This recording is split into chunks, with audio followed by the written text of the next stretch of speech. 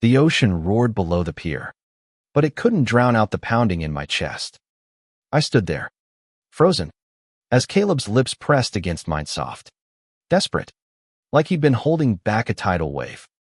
My best friend, the guy I'd known since we were kids stealing sodas from his dad's garage, was kissing me, and I didn't know whether to shove him away or pull him closer. We were supposed to be bros.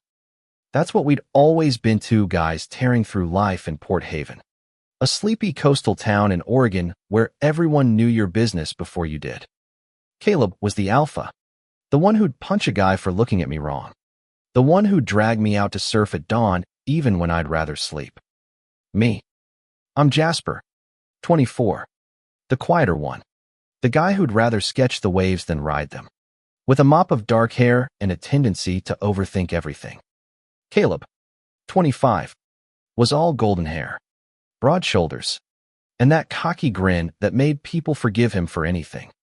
He was the sun. I was the shadow trailing behind. But last week, everything changed.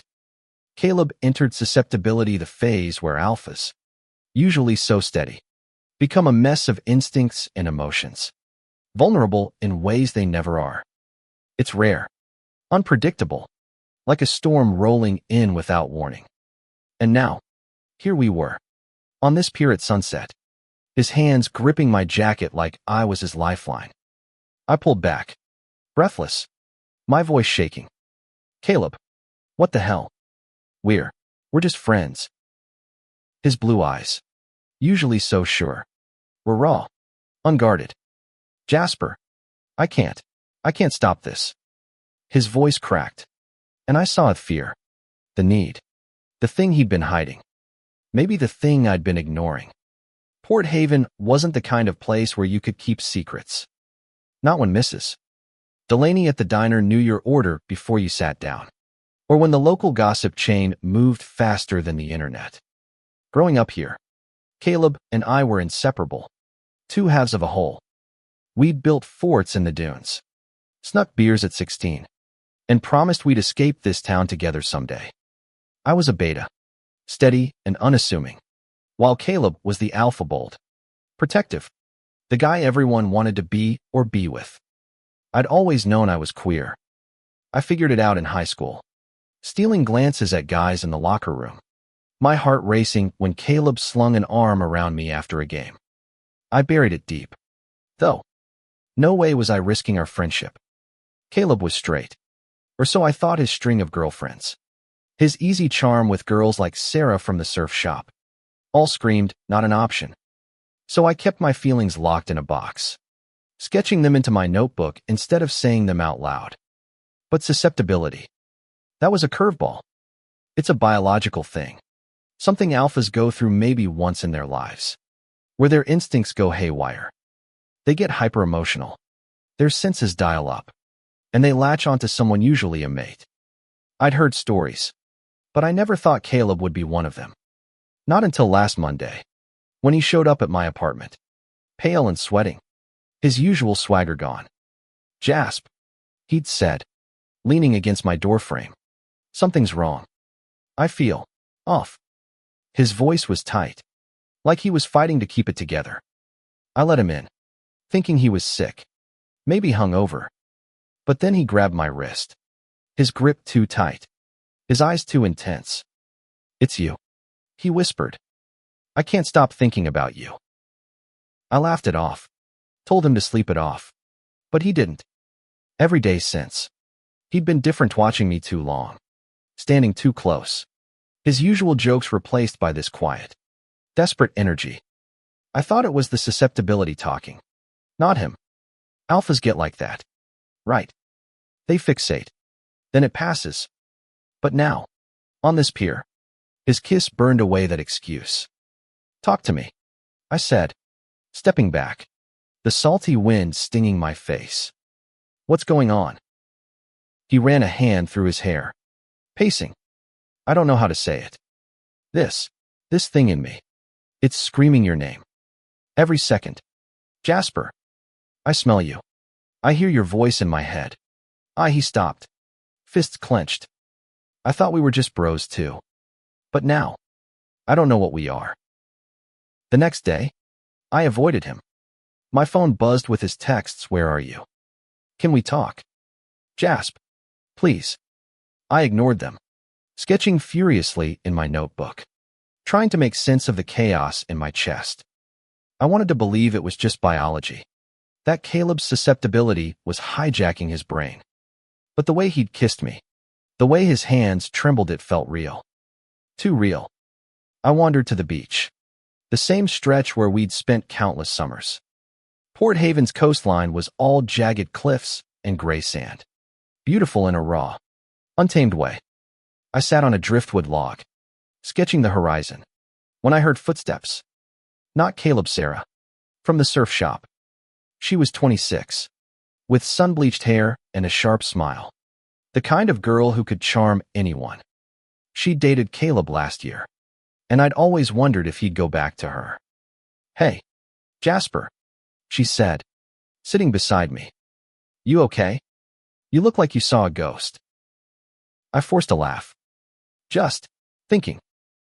She raised an eyebrow. About Caleb. He's been weird lately. Came by the shop yesterday. All twitchy.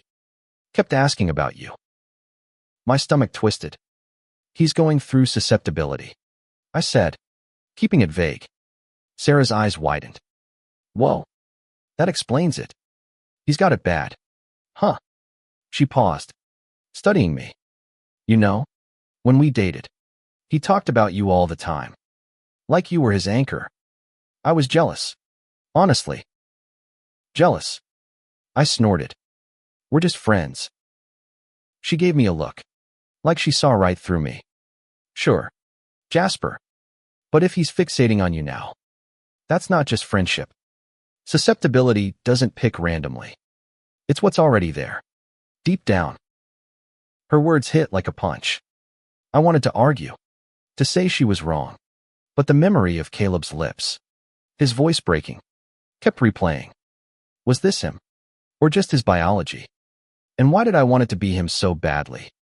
That night, I caved and met Caleb at his place, a small house on the edge of town he rented from his uncle. The living room was a mess, empty beer cans, surfboards propped against the wall, a guitar he never played. He looked worse than I'd ever seen him, bags under his eyes, his usual confidence replaced by something fragile. I'm sorry, he said before I could speak. I shouldn't have kissed you. I couldn't stop it. I sat on the couch, keeping distance between us. Caleb, is this you talking? Or the susceptibility? He flinched, like I'd slapped him.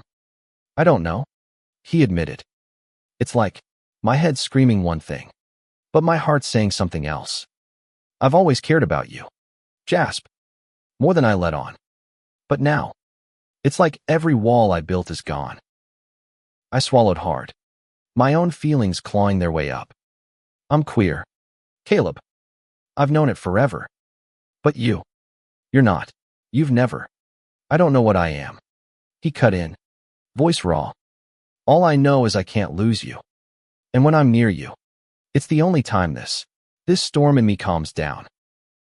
We sat in silence, the weight of his words sinking in. I wanted to reach for him, to tell him I'd loved him for years.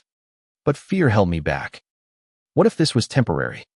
What if he woke up tomorrow, susceptibility gone, and regretted everything? Caleb, I said finally, we can't just jump into this. You're not yourself. And I can't, my voice broke. I can't be your experiment. He looked at me, eyes glistening. You're not. You're everything. The next week was a blur of tension. Caleb backed off, giving me space. But I felt his absence like a hole. Port Haven felt smaller, suffocating. I threw myself into work at the local bookstore, organizing shelves, avoiding his calls. But every night, I'd lie awake, replaying that kiss, Sarah's words, Caleb's confession. One evening, I found myself at the pier again, sketching the same sunset where everything had changed. I heard his truck before I saw him, gravel crunching, engine rumbling. Caleb stepped out, hesitant, like he wasn't sure he was welcome. I'm trying to figure this out, he said, stopping a few feet away. I talked to Doc Martinez about susceptibility. He said it amplifies what's already there. It doesn't create feelings out of nothing. My heart stuttered. So, what are you saying? He stepped closer, his voice low. I'm saying I've been an idiot. I've always loved you. Jasp. Not just as a friend. I was too scared to admit it. Even to myself. Susceptibility just ripped the blindfold off. I stood, my sketchbook falling to the ground. Caleb, if we do this, there's no going back. We're not just bros anymore.